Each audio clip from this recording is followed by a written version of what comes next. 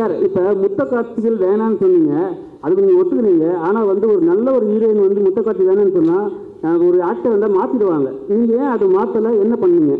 முத்த காட்சிகள் வேணான்னு சொன்னோன்னே நீங்கள் ஒத்துக்கிட்டீங்க அவங்க ஒரு புது ஹீரோயினுக்காக.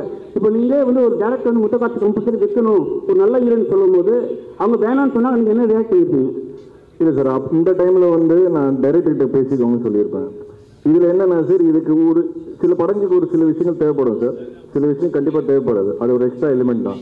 இந்த படம் பொறுத்த வரைக்கும் எங்களுக்கு அது ஒரு எக்ஸ்ட்ரா எலிமெண்ட்டாக தான் இருந்தது தவிர்த்து இந்த படம் அது இருந்தால் தான் ஓடும், இல்லை அது இருந்தால் தான் ஒரு ரிலேஷன்ஷிப்பை சொல்ல முடியுங்கிறது கிடையாது.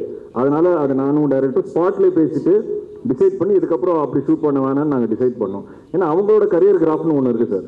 அந்த கரியர் கிராஃப் அவங்களுக்கு நான் என்ன ஆசைப்படுவேன்னா சார், நம்ம படங்கள் எல்லாருமே வளரணும்னு தான் ஆசைப்படுவேன். ஸோ அந்த ஒரு விஷயம் தூக்குறதுனால அவங்க வளர போகிறாங்கன்னா ஃபியூச்சரில் அவங்களுக்கு வேறு விதமான கேரக்டர்ஸ் வரும் அப்படின்னா அந்த ஒரு சின்ன விஷயம் பண்ணுறதுல தப்பே கிடையாது. பட் அது கண்டிப்பாக படத்துக்கு முக்கியம் அப்படின்னா நான் கண்டிப்பாக டைரக்டர் கிட்ட பேசிக்கணும்னு சொல்லியிருப்பேன் சார். நாட் ப்ராஜெக்ஷன் புரியுது ஸ்ட்ராட்டஜி, ஆனால் குழந்தையோட வந்து அரெஸ்ட் பண்ணி உங்களுக்கு கூட்டு வராங்க, அது என்ன ஸ்ட்ராட்டஜி? இல்லை சார், ஸ்ட்ராட்டஜி ஒன்றும் கிடையாது. எனக்கு வந்து என் பையன் இந்த ஃபங்க்ஷனுக்கு வரணும்னு ஆசை சார், அவ்வளோதான். ஸோ அவர் எப்படி வந்தால் நல்லா இருக்கும்னு யோசித்தேன். அவர் பேரில் படம் பண்ணுறேன். ஸோ அவர் என்னை அரெஸ்ட் பண்ணி கொண்டு வந்தால் நல்லாயிருக்கும்னு நினச்சேன். நான் இந்த படம் மட்டும் ஓடலன்னு உன்னை சாவடிச்சிருங்கிற அளவுக்கு தான் அதோட இன்டெரக்ட் மீனிங். அதனால் ஒரு போலீஸாக கூப்பிட்டு வந்தேன். அண்ட் என் சின்ன வயசு என்கிட்ட ஒரு ஃபோட்டோ இருக்குது. எங்கள் அப்பா போலீஸ் ட்ரெஸ் போட்டிருப்பாரு, நான் ஒரு சின்ன வயசு போலீஸ் ட்ரெஸ் போட்டிருப்பேன். அதே ஃபோட்டோ வந்து இன்றைக்கி எடுக்கணும்னு ஆசைப்பட்றேன். என்னோட போலீஸ் ட்ரெஸ் மேலே இருக்குது, மேலே போய் அவர் இன்றைக்கி போட்டிருக்காரு. சேர்ந்து அதே மாதிரி ஒரு ஃபோட்டோ ரெப்ளிகேட் பண்ணணும்னு ஆசைப்பட்றேன். அதனால் அவர் அந்த ட்ரெஸ்ஸில் கூப்பிட்டு வந்துருக்கேன். சரி, அப்புறம் அமீர் கான் வந்து நீங்கள் பேசியிருக்கீங்க. அமீர் கான் வந்து தமிழில் நடித்த உடனே ஒரு கூலி படம் வந்து ஃபெயிலியர் ஆகிடுச்சு. அவரே சொல்லியிருக்காரு ஒரு இன்டர்வியூவில், என்னை எடுத்து போயிட்டு வந்து வேஸ்ட் பண்ணிட்டாங்கன்ட்டு. உங்கள்கிட்ட ஏதாவது சஜஷன் சொன்னாரா, இல்லை வந்து அதனால தான் வந்து கேன்சல் பண்ண தமிழில்? சார், அவர் அந்த மாதிரி ஒரு இன்டர்வியூ கொடுக்கவே இல்லைன்னு சொன்னார் சார். அந்த ஒரு இன்டர்வியூ நடுவில் வந்ததில்லை. அவர் எதிராக இன்டர்வியூ கொடுத்தாருன்னு அதோட ஃபோட்டோஸ் நான் எடுத்து அனுப்பிச்சேன் அவருக்கு. சரி, இந்த மாதிரி இங்கே எல்லாரும் பேசிகிட்டு இருக்காங்க, இல்லை நான் பேசவே இல்லை, அந்த மாதிரி நான் உடனே கிளியர் பண்ணிடுறேன்னு சொல்லி அவர் ஒரு ப்ரெஸ் ரிலீஸ் கொடுத்தாரு. அவர் வந்து பியோர் லவ் ஆஃப் ரஜினி சாருக்காக வந்து பண்ணியிருக்கிறாரு.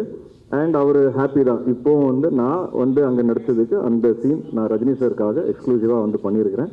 ஐ am very happy. I have no nothing in my ஹார்ட்னு எனக்கு சொல்லியிருக்காரு. அண்ட் அதை வெளியவும் சொல்லிட்டார் அவர் அங்கே நார்த் மீடியாவில். Hi, congratulations to the whole team. Super trailer. Thank you. Can I actually ask this question to the director? So this is about the inspiration for the story. Ideally, I should be asking both of you because both of you scripted it together. Can you throw a little more light on what sparked off the idea, the amount of time that went into writing the script, and how you came up with the whole concept? So the original idea was conceived probably 10 years ago. And at that time, the idea is a little unique. And we didn't know if it could be made into a film. And then we wrote a version of it. And then we were inspired from some of the incidents that has happened. There are some real life incidents that has happened which we have taken reference to. Again, the details which I'll be happy to discuss after the release because they're key to the film. And then the actual writing process took us, the discussions took us like 2 years, wherein like me and Manu, we are going back and forth. And the actual writing process took us like something around 3 months. So, and again, what has happened is in the 2 years or the 3 years that we had been working on, there are a lot of things that have changed. Like the way the films are made, the styles, the treatment, the things, the technology, all of it has changed. So in the November version when we went for shoot, we had made updations regarding that. So that's how the process of writing has been. Sir, Vishnu Vishal sir ஒரு கேள்வி.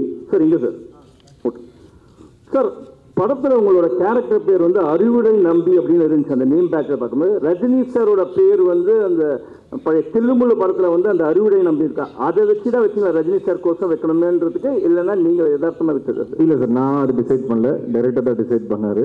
So நீங்கள் அவர்கிட்ட நான் கொடுத்துட்றேன். இப்போ டேரக்டே சொன்னால் நல்லாயிருக்கும். So there could be some inspirations behind that name. Yes, you are probably in a right track. Yeah. Thank you. Yeah, thank you.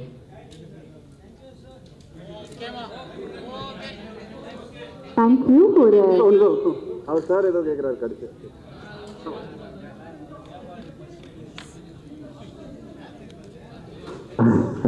Sir கண்டிப்பாக இந்த படத்தில் இருக்குது. நான் எப்பவுமே நான் அடிக்கடி சொல்லுவேன், I believe cinema influences the society. நான் நிறைய வாட்டி சொல்லியிருக்கிறேன். அது நம்ம எல்லா படத்தில் மெசேஜ் சொல்லணும்னு அவசியம் கிடையாது. பட் அது சொல்கிறதுக்கு ஒரு ஆப்பர்ச்சுனிட்டி கிடச்சிதுன்னா அது கண்டிப்பாக சொல்லணும். ஆனால் அது ரொம்ப நேக்காக சொல்லணும் சார். அண்ட் கெடுக்கக்கூடாது சினிமா மூலிமா, அதுவும் நான் ரொம்ப நம்புகிறேன். இந்த படத்துலேயே ஒரு சின்ன மெசேஜ் இருக்குது, அது இப்போ சொல்ல முடியாது.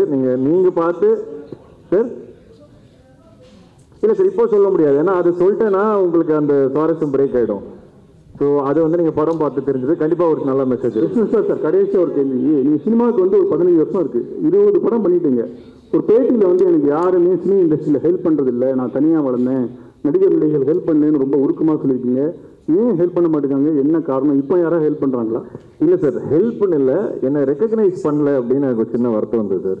ஏன்னா என்னோட ஒவ்வொரு படமும் நான் ஒரு படமாக கன்வெர்ட் பண்ணுறதுக்கு 1 வருஷம் 2 வருஷம் ஆயிடுது சார். இப்போ கட்டா குஸ்தியே பார்த்தீங்கன்னா 6 ப்ரொடியூசர் மாறிடுச்சு. வேலைன்னு வந்துட்ட வெள்ளக்காரன் 4 ப்ரொடியூசர் மாறிடுச்சு.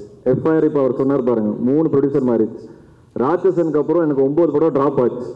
ஐ டோன்ட் டிசர்வ் ஆல் திஸ்ன்னு சொல்ல வரேன். ஸோ அந்த வலியும் அந்த வருத்தம் எனக்கு இருக்குது. அதனால தான் சார் ஃபுல் ஃப்ளெஜ் ப்ரொடியூசராக மாறினேன். இப்போது மாறும்போது எஃப்ஐஆர் கட்டா குஸ்தி ஒரே வருஷத்தில் ஹிட்டு கொடுக்குறேன். திருப்பி வெளியே போய் படம் பண்ணான்னு பார்த்தா 3 வருஷம் ஓடிச்சு சார்.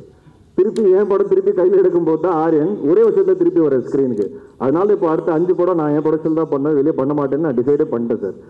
இந்த ஒரு வருத்தம் தான் சார் எனக்கு. இது ஒருத்தர் மேலே இருக்குன்னு கேட்டிங்கன்னா கிடையவே கிடையாது. இது ஜென்ரலாக என்னோட ஃபீலிங், இது என்னோட வருத்தம். அப்புறம் நடிகர்கள் பற்றி நீங்கள் கேட்டீங்க, அப்படி நான் ஒன்றும் சொல்ல. பட் என்னன்னா சார், என்னோட படம் ரிலீஸ் ஆகும்போது எனக்கு ஒரு நம்ம ஒரு அட்மையர் பண்ணுற பல பேர் இருக்காங்களே சார் சினிமாவில், யாருமே கால் பண்ணி பெருசாக விஷ் பண்ணதில்லை. அந்த படம் பயங்கரமாக ஓடும். அவங்க எல்லாருமே என்னோட டேரக்டர்ஸ் கால் பண்ணிவிடுவாங்க, கால் பண்ணி மீட்டிங் கூட அரேஞ்ச் பண்ணிவிடுவாங்க. ஆனால் எனக்கு கால் வராது. அந்த மாதிரியான வருத்தங்கள் எனக்கு இருக்குது. தவிர ஏன் நமக்கு தொடர்ந்து இப்படி நடக்குது? ஏன் இப்போ நான் ஒரு படம் பார்த்தேன்னா சார், இப்போ சமீபத்தில் கூட 1-2 படங்களுக்கு நான் அவங்களுக்கு கால் பண்ணி 20 நிமிஷம் பேசியிருப்பேன். புது ஆர்டிஸ்டாக இருந்தாலும் நிறைய படங்கள் பண்ண ஆர்டிஸ்டாக இருந்தாலும் எனக்கு அந்த ஆசை. ஸோ நமக்கு என்ன தோணும்னா, நம்ம படம் ரிலீஸ் ஆகும்போது ஏன் ஒரு 4 பேர் நம்மளை கூப்பிட்டு என்கரேஜ் பண்ணால் நமக்கு ஒரு ஹாப்பினஸ் வரும்ல. அது எனக்கு நடந்ததே கிடையாது. சோஷியல் மீடியாலையும் பார்த்தீங்கன்னா ஒரு படம் பார்த்து படத்தை பற்றி பெருசாக போட்டது கிடையாது யாருமே. ஆனால் அதே டைரக்டர்ஸை படம் பார்த்துட்டு கூப்பிட்டு கதை கேட்டுறாங்க. இந்த வழிகள் எனக்கு கொஞ்சம் கொஞ்சமாக இருக்குது சார். அது என்னன்னு எனக்கும் புரியல. So I'm just trying to figure out. ஒரு நாள் கண்டிப்பாக I will also come to a place where I get that encouragement and respect from people around. ஏன்னா சப்போர்ட் பண்ணியிருக்காங்க சார். இனிஷியலில் முண்டாஸ்பட்டி அந்த டைம்லாம் நிறைய விஷால் அண்ட் ஆர்யா ஜீவா படம் ரிலீஸ் பண்ணாங்க.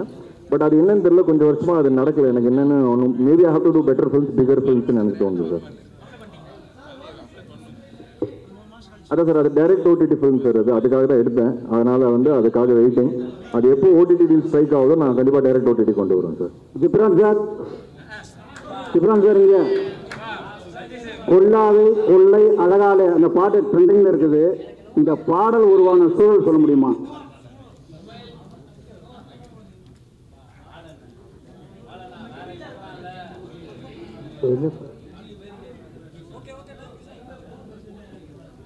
என்ன பாட்டு? கொல்லாவே கொள்ளை அழகாலே பாட்டு ட்ரெண்டிங்கில் இருக்குது. இந்த பாடல் உருவான சூழல் பற்றி சொல்ல முடியுமா?